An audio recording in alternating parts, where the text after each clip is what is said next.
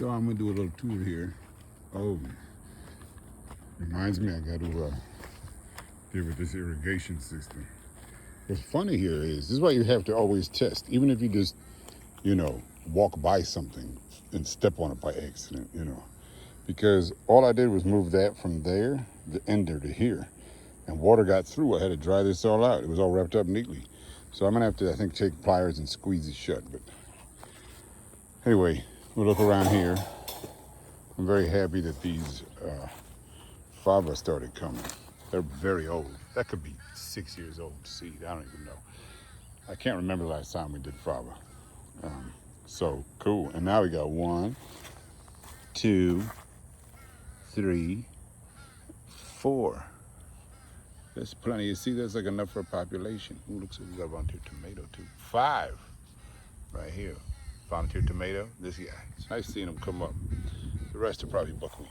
And we have some groundhog daikon. But, so here's the thing, lines and circles. It's just crossing my mind, this analogy. I'm guessing I heard it exactly somewhere before. I'm repeating something. I'm just repeating something I heard before. But I want to remember it. Which is, this is what happened. I walked by the room. I said, hey, Bigger, what's kicking? Because I call my kids, they call the bigger, older one Big sometimes, or Bigger. Hey, Bigger, because she's bigger. It's just, wasn't it? That's it. But then I imagine, that sounds like something where if you switch the B to an N, that'd be problematic. And if you just heard it in passing and you just heard Edgar, that would be problematic. And I know, because it's my own brain, that I just call the kid Big or Bigger. It's possible socio-historically that phoneme Bigger came from the use of the one with the N in front in colloquial language and on videos and TV, that I like that phoneme, Igor. I mean, let's unpack that later because that's a tricky one. But I was thinking, what if somebody was like offended? Doesn't matter who. I'm in Eugene. There's plenty of people to be offended. So I was thinking, maybe you're offended. That's what you got to work on, the offensive and the feeling of being offended. And I was thinking that, because if we have an argument now and discuss it, that's one event. Maybe I yell, you yell, maybe we talk calmly, maybe we have a huge discussion. But that's one event. Doesn't matter who's right or wrong, that's one event. This could happen again in one's life, getting offended by something. So then you look at it on like a line, and each on a line, kind of like these, and each offense, this is from the starting, where they start out from birth. When were you offended? Up, make a little circle there. Up, I was offended a lot here. Big circle. Up, smaller circle. Up, bigger circle. Up. Now, I'm not saying that, and basically, all the size of the circle is, is that a sucker? Peace out. All I'm saying is that the size of the circle is the severity of the argument or offense or the event, that event of offense. It could be argument, could be discussion, could be internal completely. You didn't say anything. But you just look at the timeline. It's like circle, circle, circle, circle. What life you think, I mean, it's up to you. I could be completely full of shit in your instance, but to me, it seems, for me only, I'll say, it seems like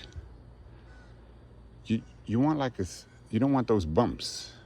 Sometimes bumps are good, like above the legs, but sometimes you don't, like you don't get offended. You just feel that breeze. Maybe hear that bird chirping, and I would at least dig in on that active offense.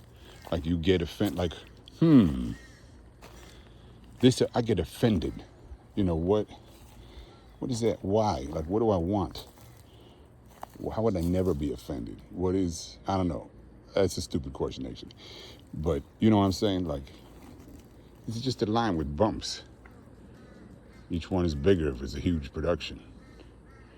And we don't have infinite energy. I mean, that's the other part that I realized. Like, that's why I listen to Jeremy Blanchard's thing on, you want to, on one day of the week, you want to plan out the big things of the week. You don't want to constantly be thinking about, what I have to do is so important.